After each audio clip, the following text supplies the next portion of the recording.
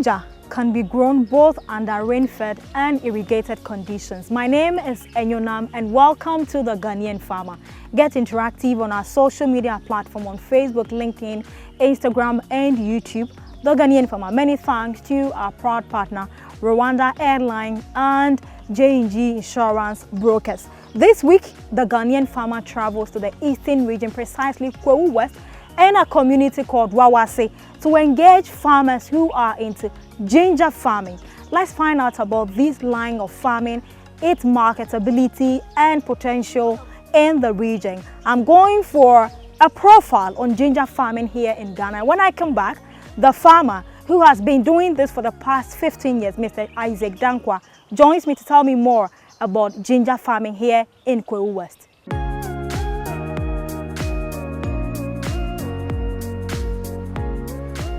Ginger farming has been in existence for several years, and the practice involving burying the rhizome in the soil and how fast the ginger will grow depend on the size of the rhizome used for planting. There are several ginger farms in the world and in Ghana. Many of these farms are scattered all over the country.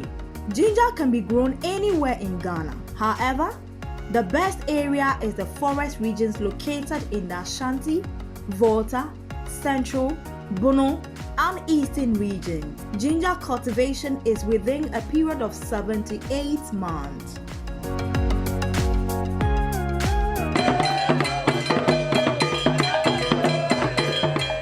Mr. Isaac Danquah, me kwaba. Yeah, me dear. Yeah, that's so happy to say oni ebedi nkomo. Na wa kire ahwefo, ekwan ayefa so agedi dua akakaduro. Wo se wo ye akwa adwuma yi, mfie dodo obeye sen ni. Mfie 15 years ni. 15 years. Mfie dunum. Na wo shaase no wodi kakaduro na shaase. Me de kakaduro na shaase. Me bra ba akoro chem sa kakaduro no ho adwuma ye. E na o de hwe na ire ne ma. Enti bi de mo be shemu abeboa me. Entampa ono an ma kakaduro no. E me de shaase. Me de shaase so metum se aboa me. Ama metum de ahwe me ire ene me ma. Mo fase for kra me ma hwe bi sense ku nipa umienu awie. Okay. Me first born ma hwe akaduro nti metum na hwe university ama na awie. Okay. Enti akaduro ni de me di me huru amu no aboa me. Okay. Akakaduro sa wo bedua rhizome na wodua no wonye free. Nye fi akaduro no madua no ase. Cause akaduro no se de gina mu se ye ni nyina so be hye. Openisi ani nyina so be nti so hye a sata mani awie enti mitu a eno an me san de dua. Okay. Akakaduro ye wo mu ahodo ana. Ye wo ma wo mema. Oba ni bema. Oba ni bema. De na kire se we ye oba na de na kire se we ye bema. Ye kire ne se utu akaduro ni gu ho a. Me minimum akaduro mitu gu ho a. Metu yi mema ni nyina gufa. Because mema no ani soso epeja ene ma no so enkroankroa enti betumi ya kaduro ni nyina bu se ye meyi agoro be se difference um we soso we so enkroankroa sana kaduro busume ben wa fi no mu na ye dua akaduro se udua ne tadie mu a ye wo ora udua no tadie ni mu a ubedua no bronya chi busume mienu no ni wadua August pepepe no anyi awose wutu se na be ya September October nso into MSN no na oba se akwawe so se ni dia ene oba start adua no March April udian March April no a ehon so no obehia nso ama na tumi dia free. Okay. Akakaduro no u bedua eye ne awo na na se ne eye mono na obitu ya na wodua ne mu se ya no ahye no bitu ya na medua me fam wo ma ne ho Unfangu ama ne wo. Dabi. Oh, okay. Asase ben sa na yese wudidua akakaduro. Asase a clean kakra wom. Eno clean no so uye ni clean bebre a owie tumi bo e ma ne sei. Asase ni bo wa hu sai ubetu ni clean kre wo mu pa udua wo mu a enye yie. Ena asase ni bo so a ayese enwea e de plaster dan no so dua mu enye yie. Asase no so nya no ayese clean kakra e wo mu. Asase dudua akaduro a e bo ano. Akakaduro no mu bedua mutu tokura na ye bonko fie ye bonko fie se de ye dua bayre no sanje bo na akakaduro ye de bonko fie on sanje we ne tie no ye bonko fie okay ye de bopa okay no ma bonko fie na man na pa fo so gina kire no mo hihye mu Sane ye bon ko fi no ko nyina no mo so ehye ne ye gina mu e be eka baako ana se endru eka baako 1.2 acre sa ye gina mu okay into 1.2 acre no akakaduro rhizome no dodo sen na etumi ko asase baako okay se akakaduro no me de ye rubber edition rubber kese ayi no de edition me de baako 182 ene duaye okay nka me toy fi wo akobia wo beton am sa rubber no beton ni sen sa rubber ne ton baako me kan ni sen kura e ton baako 200 okay sa rubber no e ton baako 200 okay. This time okay 1.5 acre na wo kan no e ka be sen na wa bo 1.5 acre na wo kan no me do ye me do asase no siesie so eye bibia wie no ene akikado ni nyina no scam yisu wom eye 160 million ye titi scano 1600 okay 16,000 okay yeah 16,000 yeah and I will spend it okay akakado ne dru be busumi sen na yini akadro no ye penini pa ubenya no be 8 months na yini wo harvest ya ana wo tu a utu no impredo do sen utu de obetu no once 2 months be pa unsan into view nti once na utu no sack na kotokuo be do sen na obetu esu efifi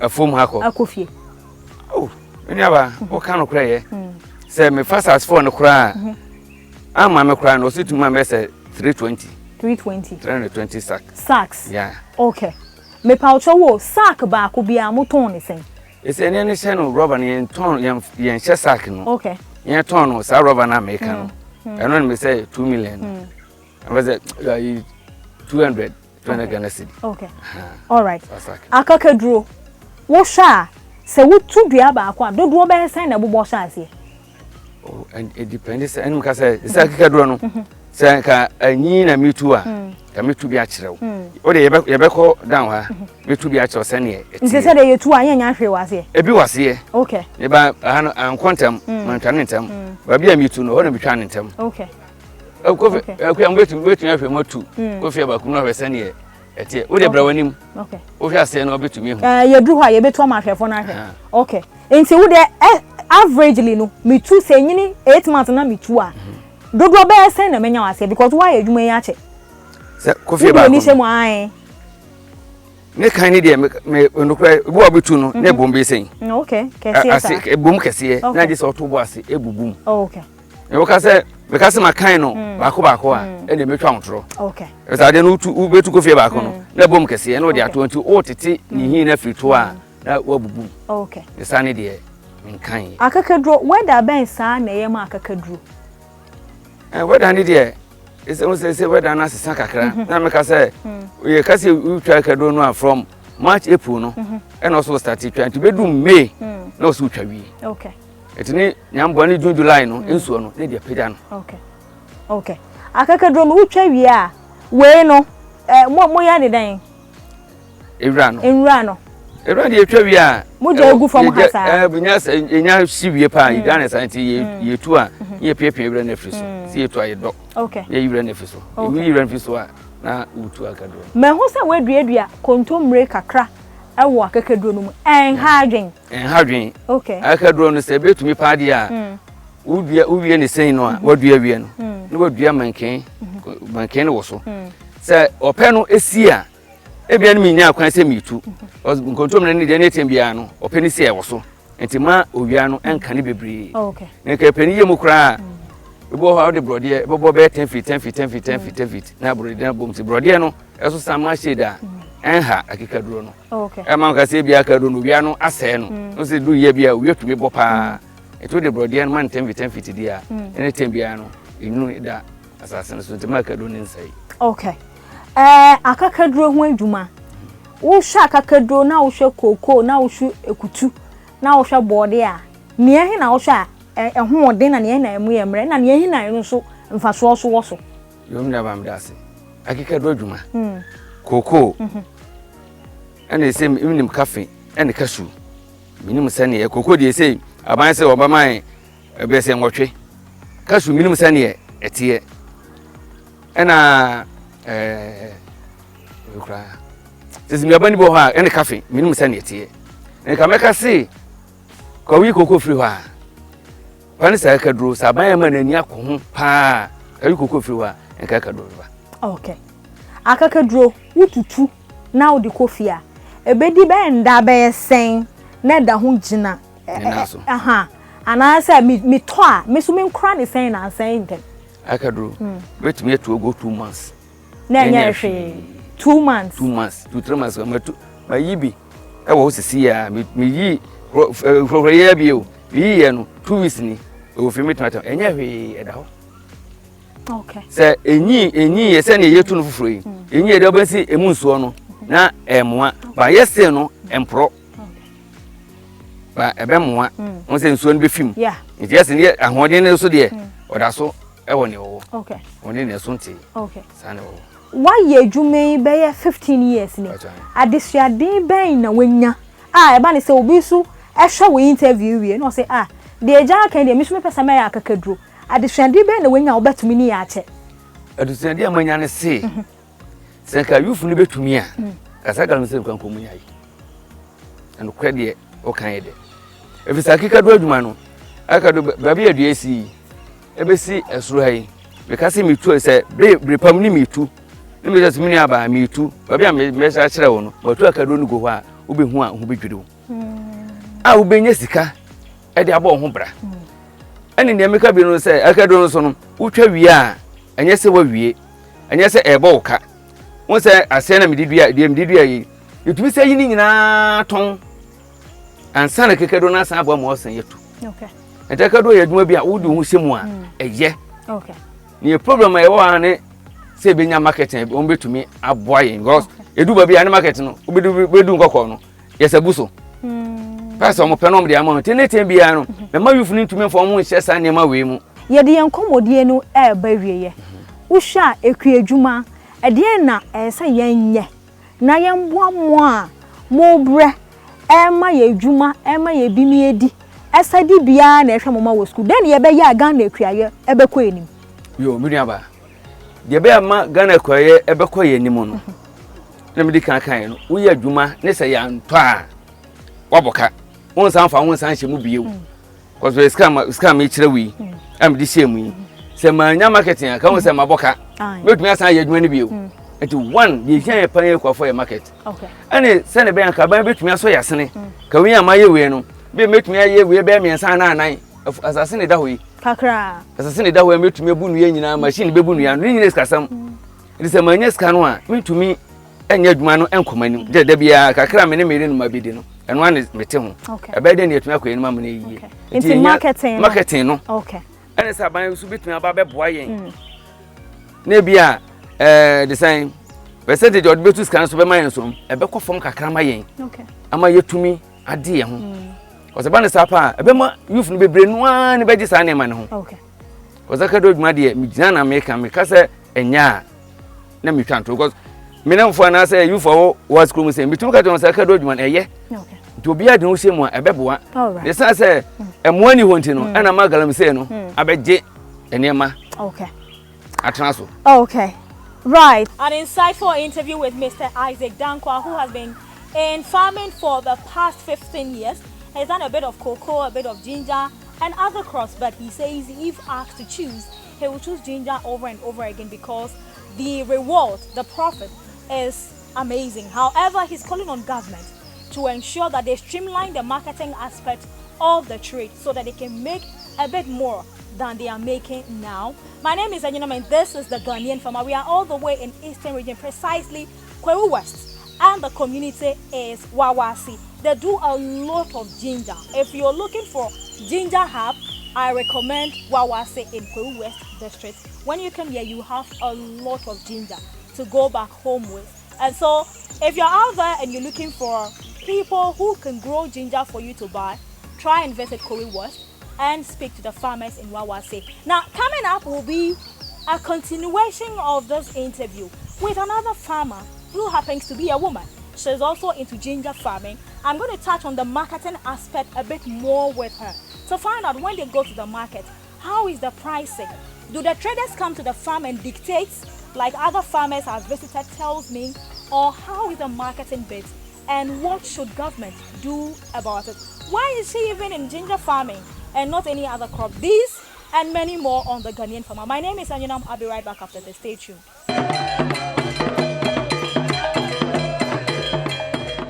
Thanks for staying. If you're just tuning in, you're watching the Ghanaian Farmer on Joy Prime Television. My name is Anyonam. Many thanks to Rwand Air and many thanks to J&G Insurance for supporting this program. If you have any question about today's discussion, share your thought with us on our social media platform, Facebook, LinkedIn, Instagram, and YouTube, The Ghanaian Farmer.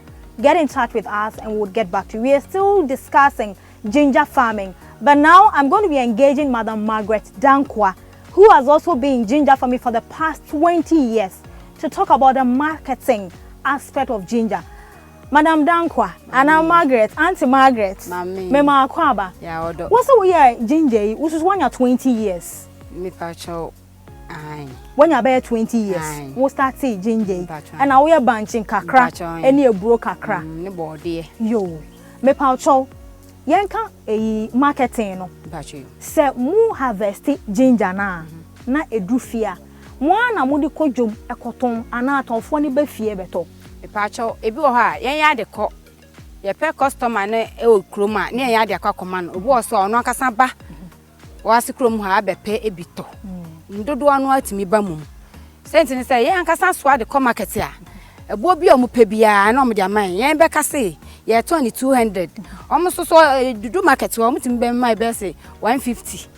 Enti no yen kasa so akwade a. Ya yen pe ye pese bri nyina mu. Ko ma kasa ba. Aha, mo ba ha mo de ayepe. Okay.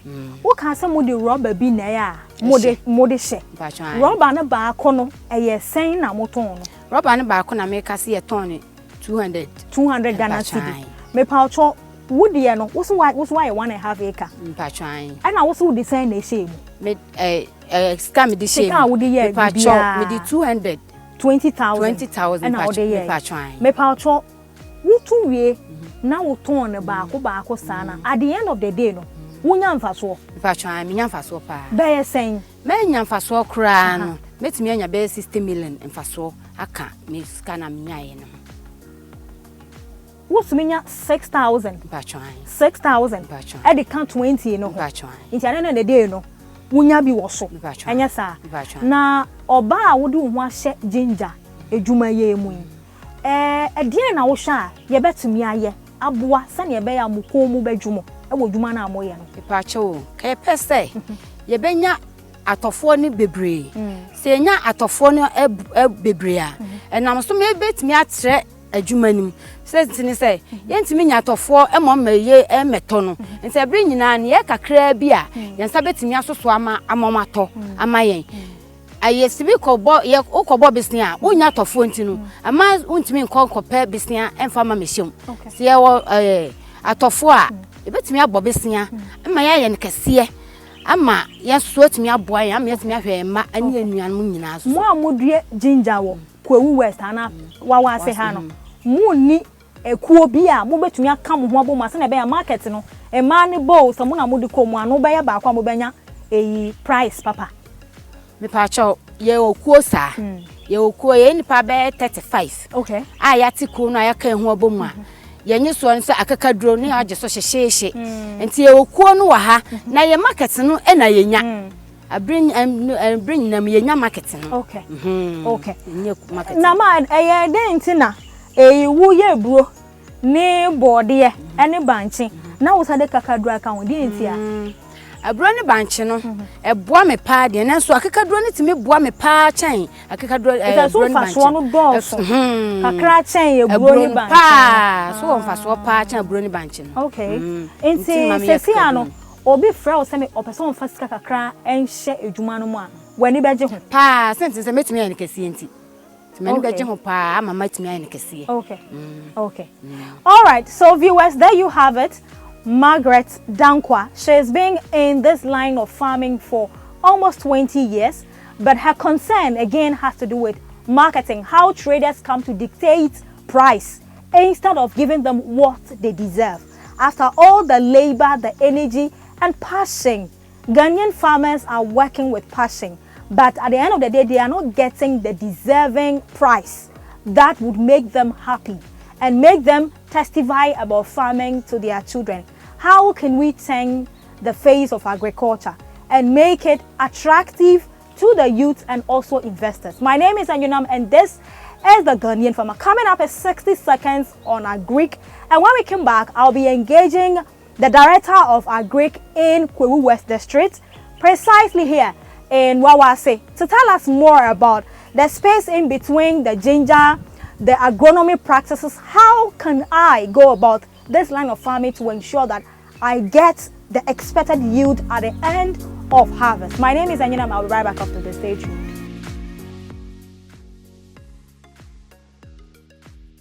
Thanks for staying. If you're just tuning in, you're watching the Ghanaian Farmer. My name is Anyonam. Get interactive on our social media platform on LinkedIn, Twitter, Instagram, and YouTube, the Ghanaian Farmer. Many thanks to One Air and J&J Insurance Brokers. Standing next to me is the Municipal Director of Agric in Kwewu West, Mr. Francis Dogbese. And we are going to go a bit technical when it comes to ginger farming. Mr. Dogbese, thanks for joining me. Yeah, most welcome to Kwewu West. Thank you very much. Ginger farming. Yes. The man mentioned something they call kofie. How do you mention it in English? That's mounds. Mounds. Yes. Okay. Why do you have to do mounds to cultivate ginger or grow ginger? Okay, thank you, Anyonam, for having us and for being present here in Wawase. Before I dive into your question, at least as a department, our main, goal is to promote a modernized, climate responsive and sustainable agriculture and food systems. And as part of this, we engage a lot of farmers on the need for them to do the farming with a focus of, the business side. Usually they do their ways of farming, but we are basically present to ensure that they focus more on the business side. Now, the mounds, you realize that in raising mounds, you need to, dig up the earth surface and gather, some loose soil. Now, the loose soil ensures that at least there is a lot of aeration, which allows for air to actually, be around the rhizome to ensure that at least it produces as expected. So the mounds, it's actually expected to allow a lot of moisture and a lot of air, which is aeration, to ensure that the ginger produces well. And on such mounds, the rows between each mound is 20 by 30 centimeters. Okay. Yes. All right. So when I have the mounds, do I still dig a hole to put the rhizome? Yes, please. How deep is the centimeter? No, it need not be too deep, because if it goes too deep, you stand a chance of getting it rotten. Okay. So you can just create a small hole, as not too deep, as little as 2 centimeters will be okay. Will be okay for you. Okay. All right. When it comes to ginger farming, is there any form of pest that worries ginger? For now, there is no known pest. Okay. We rather encourage them to practice what we call farm sanitation. It's usually the problem is that you have maybe a maize farm nearby the ginger farm, and one of the major pests of a maize crop is the fall armyworm. But you realize that they are migratory pests. Okay. And if you don't check the nearby farms, and then you control those, insects on the pen, they look for other places to hibernate whilst they have been moved out. And because ginger is not a targeted, crop, once they find solace in the ginger, then they begin to adapt and they begin to attack it. So we ensure that at least farmers should practice farm sanitation, should ensure that the farms are clean, they weed when it's supposed to, so that at least they will be free from any pest. All right. One common complaint of the farmer has to do with marketing. Yes. Why isn't the district helping to streamline the marketing bit of these hard work farmers are putting through? Yeah, thank you for the opportunity once again. Now, regarding marketing, we have as many as 520 ginger farmers in Kwahu West. Right. 320 being male, 200 being female. Now, one of our issues, like you said, is marketing. And because Kwahu West is noted for ginger production, an indigene of Kwahu West, initiated the idea to establish a factory, a processing factory, which is about 2 communities away from Wawase. Right. The community is called Danquah. Okay. And the name of the company is Kwahu Roots and Fruits Company. Right. And this is actually a 1D, 1F factory, which is nearly completion, and we expect it to be launched by end of October. Okay. Their aim is actually to process or add value To the ginger. to the raw ginger. Okay. So I believe once the factory becomes fully operational, then partly this issue of marketing of ginger will be solved. Okay. The other issue has to do with the fact that a lot of orders come outside the district, and the only challenge is about the volumes and the availability.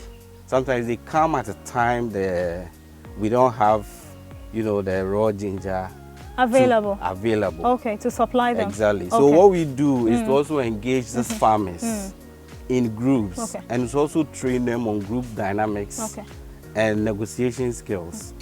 And one of the key issues that has come up is the signing of agreements. If you sign the agreements and it's not available at the time you want it, we ensure that at least once there's that agreement, it binds you to supply it as and when it is ready. Okay, so I would come back to Kwahu West to engage Director more when it comes to farming issues, because there are a lot I need to ask him, and I'm sure there is a lot he also wants to tell me. But this is where we wrap up on ginger farming here in Kwahu West, precisely a community called Wawase. My name is Enionam, and many thanks to the managers who welcomed the Ghanaian farmer team, and a big thank you to Mr. Francis Dogbese, Municipal Director of Agric here in Kwahu West District. My name is Enionam. Thanks so much for watching.